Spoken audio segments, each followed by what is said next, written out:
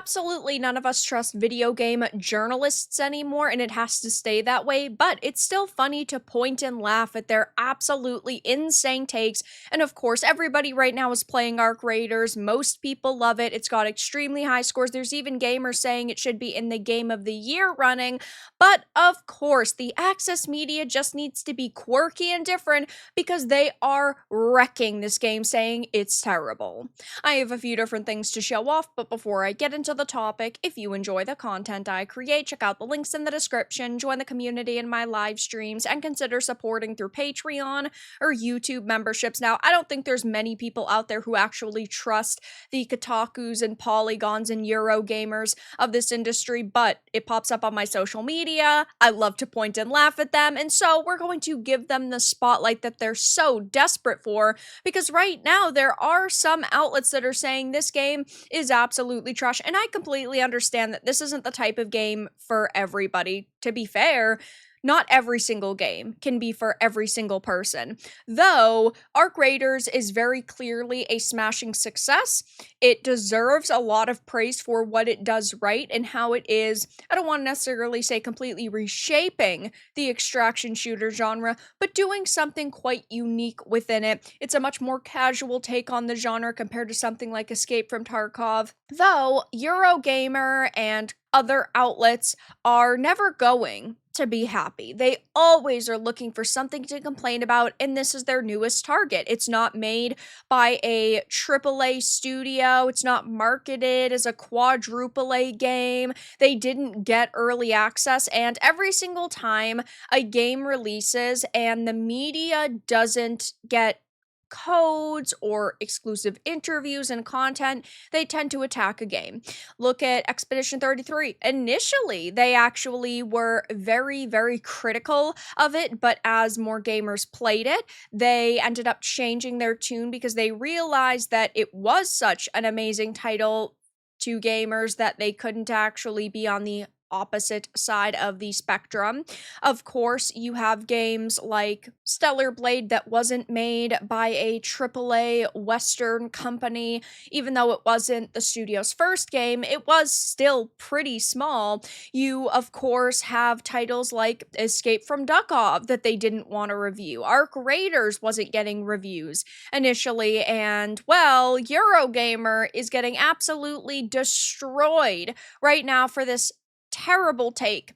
On their X, they posted for Arc Raiders to ride the wave of human social ability all the way to the bank, while also being so contemptuous of the thing that makes us social animals in its own workflow, demonstrates a lack of artistic integrity that I find impossible to ignore. I absolutely think it is hilarious when a journalist puts themselves above everybody else. They truly think that they are high IQ, intellectual people. They're smarter than everybody else, and that's clearly what this Eurogamer journalist thinks of themselves. Rick Lane over here gave it a 2 out of 5 and said rich PvE combat and an unusually friendly community makes Arc Raiders a more approachable extraction shooter than most, but Embark Studios' continued use of AI voice generation is a black mark against its reputation. Now, I completely understand that there are people out there who totally hate AI, and I don't blame you. I do think that AI is a fine tool. I don't necessarily think that it should be a replacement for people, but this game does not just feature AI voice acting. It also has real, living, breathing human beings that ended up getting paid to voice act in this, and they're not talking about that here because of course it wouldn't fit their narrative. Though to give a game a 2 out of 5 and that be your major takeaway is that, oh, game bad because of AI acting is wild to me. It's got such a diverse group of PvE mobs. It's got PvP. It's got several really good maps. They've said that they are planning to release one even before the end of the year. There's a wide variety of materials and guns, and sure, I do think that it isn't the best game ever. I wouldn't sit here and say that. I think that a lot of the character designs are really poor. I do think the microtransactions are pretty expensive, especially when it is a pay-to-play game.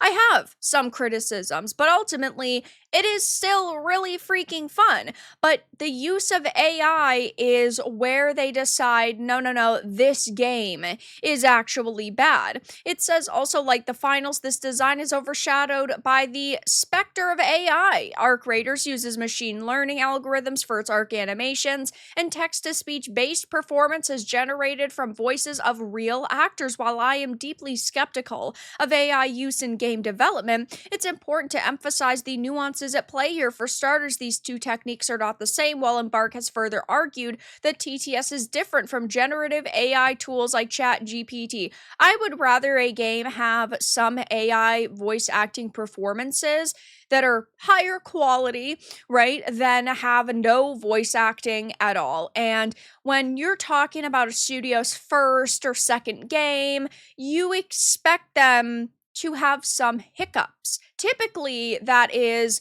lower quality of, voice acting, not as much density within a world because they were trying their best to just make sure that it's actually functional. I can look past a few different things like AI voice acting if everything else is pretty good, but they say at the same time as Embark's use of AI voice is sufficient to compromise the game, given they are only a small part of the experience. I mulled over this for a while, and the more I thought about it, the angrier I became, because yes, using AI voices does compromise Arc Raiders, not just ethically, but artistically too. We're not talking about a Witcher here. We're not talking about a Star Wars The Old Republic here. We're not talking about a Final Fantasy 16 or an Expedition 33, where there are so many voice performances that half the game is cutscenes and conversations and dialogue. We're not talking about that here. Most people, let's be honest, are going to just spacebar through the voice acting here so that they can just get into the game. But again, it does still add a certain level of quality to the experience, but they're sitting here talking about how they're so mad and it's not okay ethically or artistically. And yeah, I just think that they truly were looking for something to complain about, which is so funny to me because they constantly do this, right? They will attack a game that is not made by a Ubisoft or an EA or an Obsidian or BioWare or Bethesda or Xbox because they didn't get early access. And the only reason why these people are still a teensy tiny bit relevant is because they are access media. Without access, they are not the media. And that's why they're so upset. They didn't get early codes. They weren't given exclusive interviews. They are being forgotten about by the indie and double A's within the industry, which I, of course, think is so hilarious, and they cannot stand it. And taking a look at their post on X, boy oh boy, it's already going terribly for them. As you can see, it's got 434 likes, but 368 comments and 161 reposts. And just scrolling through the comments and the reposts, there's really nobody defending them. Sure, they have a couple of likes, but it's definitely going to be overthrown soon. Lemonade said US State Arc Raiders launch has been so successful, Embark could probably hire a team of live-in voice actors and still make gargantuan amounts of profit, yet they did hire real voice actors in combination with TTS Tech, and that was even before the game came out. That was before they knew if it was going to be successful or not. That was before they made a gargantuan profit. They did hire people to voice act. Yeah, it's extremely lazy journalism. As you stated, it's the same as the finals. We use text-to-speech's model, Watkins said. That is, we hire and contract voice actors for it. It's part of their contract that we use it AI for this purpose. So yeah, they're still hiring real people to voice act in part, and the AI is, yes, copying their voice, but they are still getting compensation for it. And these voice actors clearly felt comfortable enough with doing that, and they got paid for it. Jesse, what the fuck are you talking about? This has to be bait, right? Our expectations for you were low, but holy F, same gaming news outlet, by the way, yeah, they gave Concord a 3 out of 5. They said it was a hero shooter that nails the shooting but fumbles the heroes, and it is wild that they said Concord was better than Arc Raiders. Also, you can't be this stupid. Yeah, just take a quick peek at the charts. Their all-time peak was 22 hours ago. 462,488 people and 321,000 in game right now on a Monday afternoon. Those are some great numbers. And looking at the Metacritic scores, right, we're talking about even an 84 here from critics, but there are quite a few that had some major problems. Eurogamer had the lowest score, but even Toysto said it's hard to recommend Arc Raiders to anyone but the fiercely devoted. It is burning bright right now, but there's so little to differentiate it from the competition that anything can and most likely will topple it from that throne. Oh my gosh, they think that they're freaking poets here. Try Hard Guide said Arc Raider seems to be a good contender for the extraction shooter genre, offering solid if familiar genre gameplay and a unique aesthetic. However, overpriced monetization plagues the already pay-to-play title, and as something of a tourist to the extraction shooter genre, I can't personally say that Arc Raiders does anything too different or exciting. So you're sitting here saying you are a tourist. You're saying that you are not, somebody who plays a lot of these games, unless he's using the word tourist improperly, but you're saying it doesn't do anything different or exciting. But how would you know that if you don't play these games? So you're just making this claim with absolutely no evidence to back it up or experience to back it up.